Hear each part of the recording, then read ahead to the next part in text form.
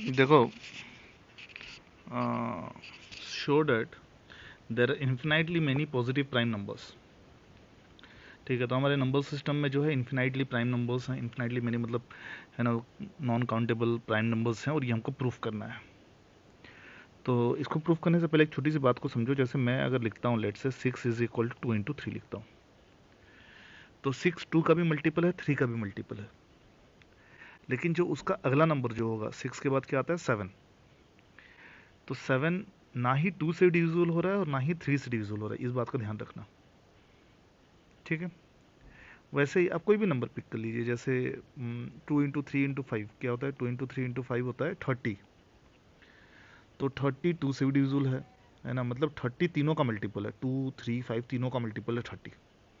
But next number 31, ये ना ही 2 से डिविजिबल होगा, ना ही 3 से और ना ही 5 से, मतलब ये तीनों में से किसी से भी डिविजिबल नहीं होगा। ठीक है, जैसे आप नंबर ऐसे ही आप मान लीजिए 7 × 11 × 13 लिया आपने, और ये होता है 1001। तो 1001 ये तीनों से डिविजिबल होगा, लेकिन 1002 इन तीनों में से किसी से भी डिविजिबल नहीं होगा। ठीक है, तो इसी चीज को हम यूज करेंगे इसको प्रूफ करने के लिए। कॉन्ट्राडिक्शन मेथड से करेंगे। तो let us assume that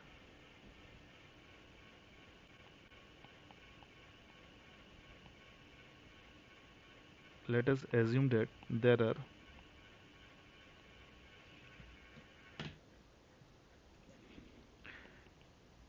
infinitely there are countable number of prime numbers।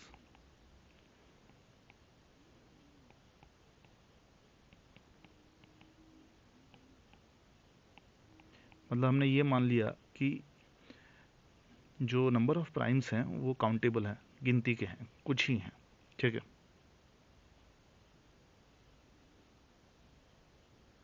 तो let us assume that there are countable number of prime numbers. Those are P1 P2 P3, यही numbers हैं जो prime numbers हैं। Pn तक हमने कुछ numbers को countable number of prime numbers है ना, कि इनके अलावा और कोई एक्स्ट्रा प्राइम नंबर्स नहीं है, ये जो है यही है। तो इनका एक प्रोडक्ट भी निकलेगा, से n is equal to product of this prime numbers.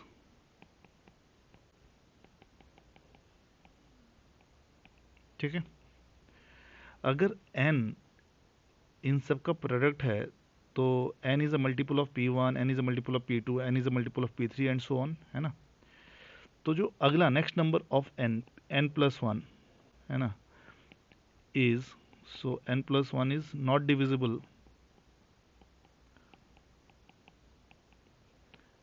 By any of these prime numbers, है ना। सो n+1 is not divisible by any of this prime numbers. क्यों? क्योंकि दो कंसेक्यूटिव नंबर हमेशा प्राइम नंबर्स होते हैं, को प्राइम्स नंबर होते हैं, because HCF of two consecutive numbers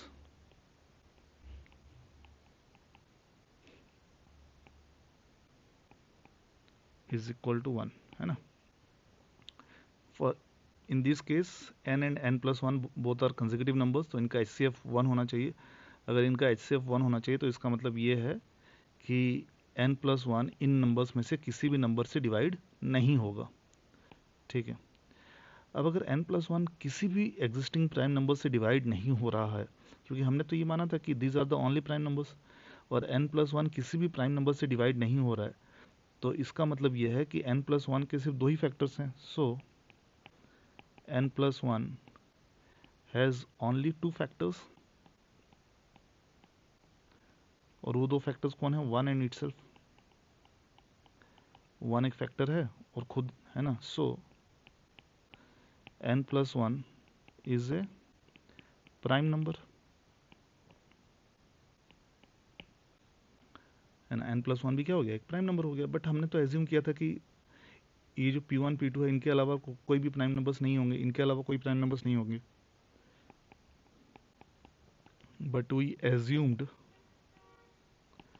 that Pn is the last prime number.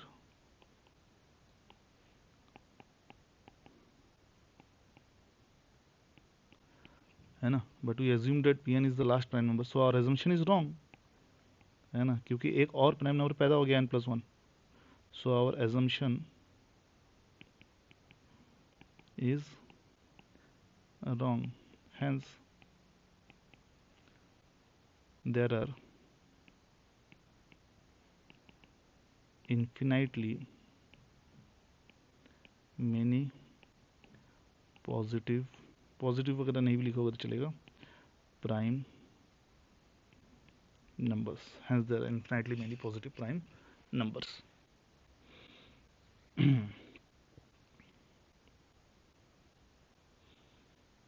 Okay, चलो नेक्स्ट क्वेश्चन देखते हैं। तो इसमें ये सारे नंबर्स को इरेशनल प्रूफ करने का है, बट हम सारे नहीं करेंगे, ये सब तो एनसीईआरटी लेवल क्वेश्चंस हैं, दिस ऑल दिस, है ना, ये है बस, ये थोड़ा सा एच और आई जो हैं ये अलग हैं। तो let's go on with I के साथ चलते हैं, आई करेंगे। तो एक चीज़ को समझो, अगर कोई नंबर इरेशनल है तो उसका स्क्वायर रूट भी इरेशनल होता है, ठीक है, इस बात को ध्यान में रखना। मैं यहाँ पे लिख देता हूँ, if A number is irrational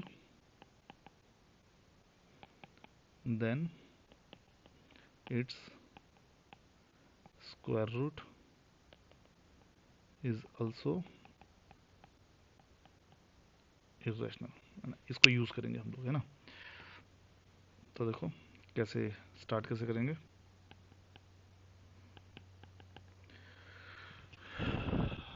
से n इज इक्वल टू √2 + √3, इसको हम लोग कर रहे हैं √2 + √3 वाले को।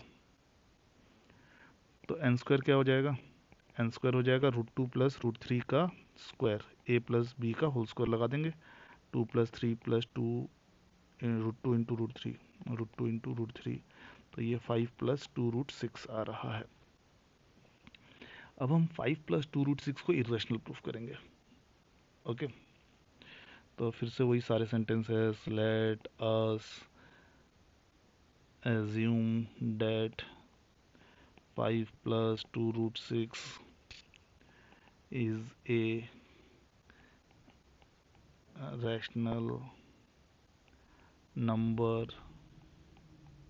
such that 5 + 2 √6 is equal to a by b, where a, b are integers and HCF of a, b is equal to 1। तो ये जो स्टैंडर्ड तरीका है उसी तरीके से मैंने ये सेंटेंसेस लिख दिए हैं। अब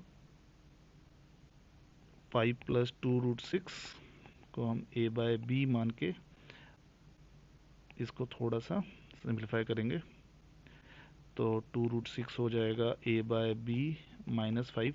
√6 को LHS में रखेंगे, बाकी सब चीज़ को RHS में ले जाएंगे, है ना। तो ये बन जाएगा √6 is equal to a -5b by 2b, ठीक है। तो √6 is equal to a -5b by 2b हो गया। अब हमको पता है कि a एंड b क्या हैं, इंटीजर्स हैं, है ना। a, b are integers, so a -5b and 2b are also, ये भी क्या हो जाएंगे, इंटीजर्स। सो अगर a -5b और 2b इंटीजर्स हैं, सो a -5b बाय 2b जो कि इंटीजर डिवाइड बाय इंटीजर क्या बन जाएगा, इज ए रैशनल नंबर। क्या बन जाएगा, ये एक रैशनल नंबर बन जाएगा, है ना। तो a -5b बाय 2b क्या बन गया, एक रैशनल नंबर बन गया। लेकिन हमको तो ये तो जग जाहिर है कि √6 क्या है, इरेशनल नंबर है, ठीक है, सबको पता है कि √6 इरेशनल है, a -5b by 2b rational है और ये इरेशनल है। कभी एक रैशनल नंबर एक इरेशनल नंबर के साथ इक्वल हो सकता है कि नहीं हो सकता, ठीक है। सो रैशनल कभी इरेशनल के साथ इक्वल नहीं हो सकता, so root 6 should not be equal to a minus 5b by 2b। ये इक्वल नहीं हो सकते क्योंकि रूट 6 तो इरेशनल है, और हमने ये देखा कि a minus 5b by 2b क्या आ रहा है, रैशनल आ रहा है ना। पर हमारे एजम्पशन के हिसाब से तो ये दोनों बराबर होने चाहिए थे, तो हमारा एजम्पशन ही गलत है। So our assumption is wrong, है ना। hence 5 plus 2 root 6 is irrational। अब हमने ये प्रूव कर दिया कि 5 plus 2 root 6 irrational हो गया। अब अगला पार्ट में हमको क्या करना है, देखो, है ना। 5 plus 2 root 6 अगर irrational हमने ये प्रूव कर दिया, और हमको पता है कि रूट 2 प्लस रूट 3 का स्क्वायर किए थे तब 5 plus 2 root 6 आया था, तो 5 plus 2 root 6 का जब हम स्क्वायर रूट करेंगे तो ये क्या आएगा, रूट 2 प्लस रूट 3 आएगा, है ना। यहाँ पे लिख देना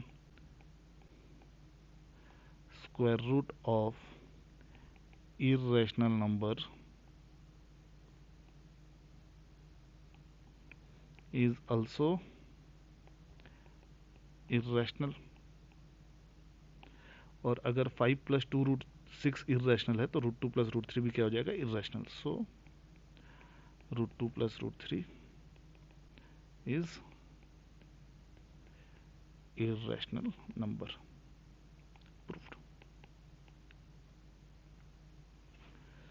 है ना। इस तरीके से करेंगे। तो ये क्वेश्चन 5 मार्क्स क्वेश्चन है, उतना इम्पोर्टेंट नहीं है ना। नॉर्मली इस तरह के क्वेश्चंस देखने को नहीं मिलते हैं। क्वेश्चंस आपको इस कैटेगरी में देखने को मिलेगा या square root of prime numbers देखने को मिल सकता है।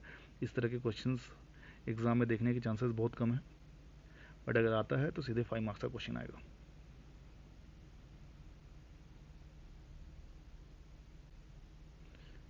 ओके, चलो next. What is the smallest number which when divided by 49, 63, 91 leaves a remainder of 6 in each case. आप चाहो तो ऐसे क्वेश्चंस के आंसर्स को रट्टा मार सकते हो, लेकिन मैं चाहूँगा कि आप इसको समझ लें पहले क्या हो रहा है। हमको जो नंबर चाहिए, इस नंबर को हम n मान लेते हैं, ठीक है, n। हम क्या करेंगे, n को अगर हम 49 से डिवाइड कर रहे हैं तो रिमाइंडर आ रहा है 6 क्वेश्चन के हिसाब से। n को अगर हम 63 से डिवाइड कर रहे हैं तब भी रिमाइंडर आ रहा है 6, और n को जब हम 91 से डिवाइड कर रहे हैं तब भी रिमाइंडर आ रहा है 6, ठीक है। तो इसका मतलब ये है कि n is 6 more than a multiple of 49, n is 6 more than a multiple of 63, n is 6 more than a multiple of 91, ठीक है। n जो है 91 के किसी मल्टीपल से 6 ज़्यादा है, तो n को अगर हम 6 कम कर देंगे तो जो रिजल्ट आएगा वो क्या आएगा, वो आएगा मल्टीपल ऑफ 49 भी होगा, 63 भी होगा, 91 भी होगा। तो ये क्या हो गया, ये हो गया common multiple of all these numbers. तो इसको हम लोग LCM, lowest common multiple of in numbers को ले लेंगे, ठीक है। तो अब क्या करना है, अब आपको सिर्फ LCM निकालना है ये तीनों नंबर्स का, और जो भी LCM आएगा, ठीक है, वो हमारा n-6 का वैल्यू हो जाएगा। ओके, तो इनका LCM क्या होता है, इनका LCM निकालेंगे हम लोग, LCM ऑफ, अच्छा मैं ये निकाल नहीं रहा हूँ, ये आप लोग खुद कर लीजिएगा LCM निकालने का काम, ठीक है। तो ये LCM इनका होता है 5733, ठीक है। जो वर्किंग है वो आप लोग खुद कर लीजिएगा। तो हमारा जो आंसर आएगा इसमें, ये एक्चुअली में क्या है, ये n-6 है, तो n की वैल्यू क्या होगी, जो हमारा आंसर n है वो क्या हो जाएगा, 5733 प्लस 6, 5739 है, ठीक। तो बता दूँ, एक तो ये जो चीज़ें हैं, ये इतनी चीज़ें, ये सब लिखने की ज़रूरत नहीं है, दिस इज़ नॉट नेसेसरी। आप सीधे क्या कर सकते हो, सीधे आप LCM निकालो और फिर आप उसमें +6 करो। तो इसको मतलब 2 स्टेप में ही आंसर किया जा सकता है। स्टेप 1 में आप क्या करोगे, ऐसे क्वेश्चंस में आप LCM निकालोगे, और स्टेप 2 में क्या करोगे, आप प्लस रिमाइंडर, जो भी रिमाइंडर रहेगा, यहाँ पे 6 लिखा है तो प्लस 6 करेंगे, नहीं तो जो भी रहेगा उसको प्लस कर देंगे। तो 2 स्टेप में इसका आंसर निकलता है। ठीक है, बाकी सब चीज़ों को लिखने की ज़रूरत नहीं, सिर्फ आप ये 2 चीज़ों लिखोगे तो आपको आपके मार्क्स मिल जाएंगे। ठीक, नेक्स्ट क्वेश्चन देखते हैं। What is the smallest number which when divide by 28, 35, 40 leaves remainder of 5 each case? वही क्वेश्चन है जो 28 में किए थे। एलसीएम निकालना है इन तीनों का, आप निकालोगे 28, 35, 40 का एलसीएम आपका 280 आ जाएगा। ठीक है, और फिर इसमें +5 कर देंगे तो आंसर हमारा हो जाएगा 280 + 5, 285। This is the number which is 1 divide by 28, 35, 40 leaves remainder 5 in each case. आप चाहो तो ट्राई करके भी देख सकते हो। 285 को जब आप 28 से डिवाइड करोगे तो 10, 280 रिमाइंडर 5 बच रहा है ना। 280 को जब आप 35 से डिवाइड करोगे तो 35 8 जा 285 को, है ना, 35 8 जा 280, रिमाइंडर 5 बचा। और 280 को जब हम 40 से डिवाइड करते हैं तो 47 जा 285 को जब हम 40 से डिवाइड करते हैं तब भी रिमाइंडर 5 बचता है। ठीक है, and answer is 285। Okay,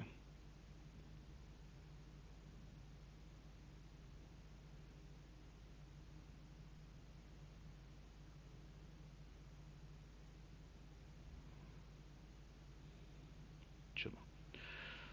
so next question then, question number 30। Find the least number which is 1 divide by all the numbers from 1 to। तो इसमें तो सिंपल है, ये तो एलसीएम निकालने का काम है इसमें, है ना। अगर एक नंबर 1 से लेकर 10 तक सारे नंबर से डिविजिबल हो रहा है तो वो नंबर क्या होगा, इन सब का एलसीएम होगा। ठीक है, और ये आंसर जो है 2520, ये लर्न करके रखिएगा, एमसीक्यू में क्वेश्चन आ सकता है। ठीक है, next question. What is the smallest number which 1 divide bye 42। Exactly वही फिर से, है ना, एलसीएम वाला। पहले एलसीएम निकालेंगे इन तीनों का। ठीक है, ये एलसीएम इन तीनों का आएगा 2140 आएगा। तो आपका जो आंसर है वो हो जाएगा 2140 + 7, 2147 हो जाएगा यहाँ पे आंसर। ओके, तो क्वेश्चन नंबर 32 क्या कह रहा है, find the largest number that divides 1195 and 619। इससे पहले के क्वेश्चन में एलसीएम कर रहे थे, लेकिन ये एचसीएफ बेस्ड क्वेश्चन है। क्यों, कैसे समझ में आ रहा है, क्योंकि यहाँ पे जो हमको लार्जेस्ट नंबर जो है ये, है ना, ये नंबर, इसको हम इस बार अगर एन मानते हैं तो जो प्रीवियस क्वेश्चन थे उसमें एन को डिवाइड कर रहे थे बाकी numbers.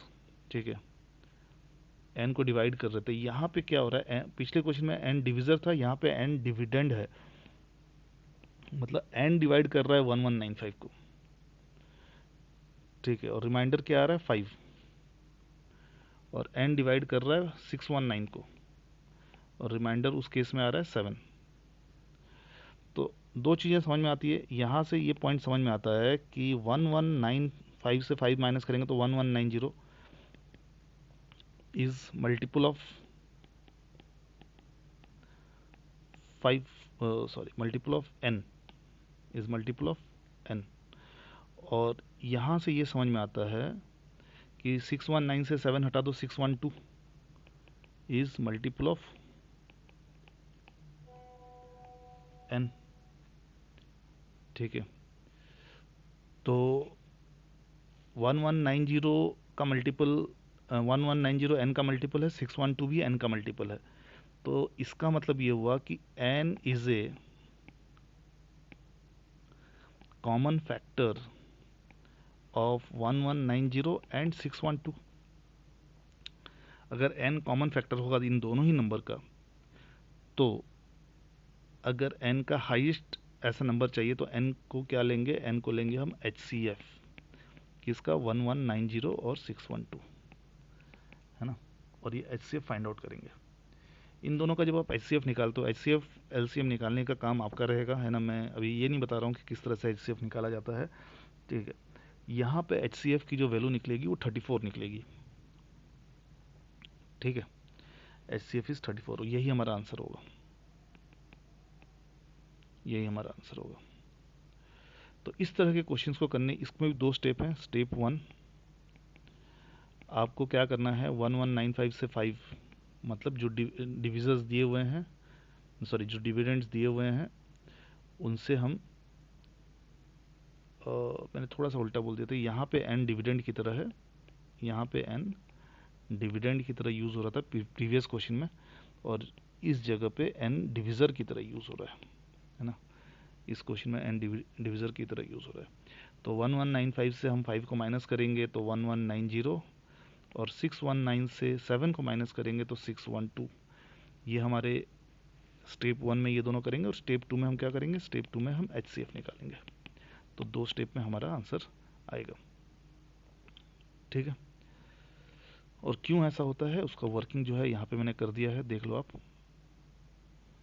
Question number 33, find the largest number which divides 1 2 5 1 9 3 7 7 1 5 6 2 8 living reminder 1 2 and 3 respectively. तो एक नंबर है ना, जो इन तीनों को डिवाइड कर रहा है, एक डिविज़र है जो इन तीनों को डिवाइड कर रहा है, और अलग अलग रिमाइंडर्स आ रहे हैं। ठीक है, तो मैं जैसे बताया था स्टेप 1 में क्या करेंगे, माइनस, फिर 9377 माइनस 2 करेंगे, फिर 15628 माइनस 3 करेंगे, और फिर इन तीनों नंबर का HCF निकालेंगे। इन तीनों नंबर का HCF क्या होता है, 625।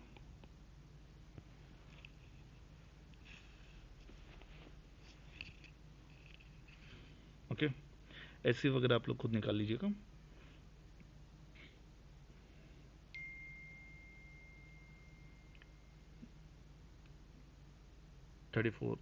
The largest number which divide 70 and 125, फिर से वही क्वेश्चन है ना, अलग कुछ नहीं है, जो क्वेश्चन अभी डिस्कस किए थे वही है। 70 माइनस 5 करेंगे तो 65, 125 माइनस 8 करेंगे तो 117। ठीक है, इन दोनों का HCF निकालेंगे, फिर इन दोनों का HCF 13 होता है। ओके,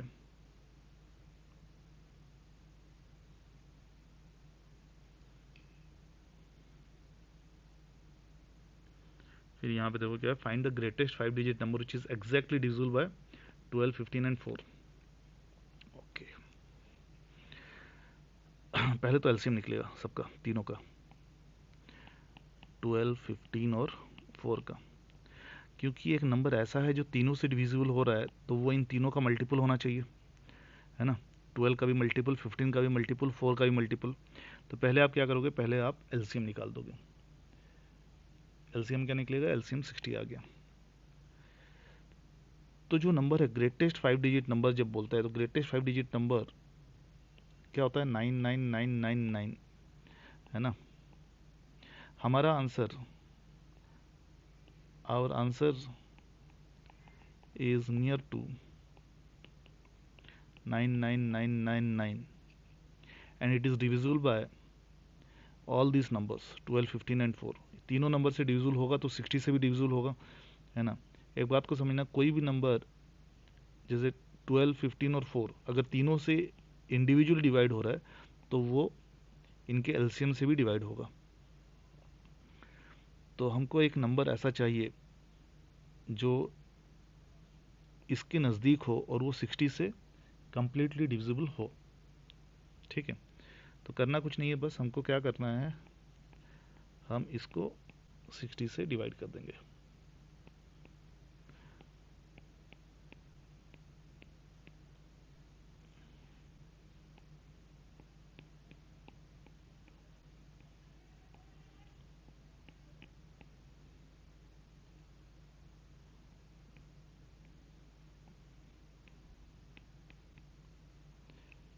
तो डिवाइड करने पे रिमाइंडर आ रहा है 39, इसका मतलब ये 39 एक्स्ट्रा है। तो आप इसमें से 39 जब माइनस करोगे तो ये आपका आंसर हो जाएगा।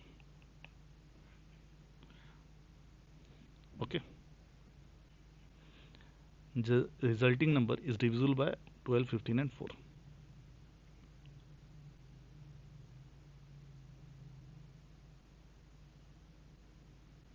ठीक है, आज की क्लास में इतना ही रखते हैं। नेक्स्ट पार्ट में 36 से कंटिन्यू करेंगे।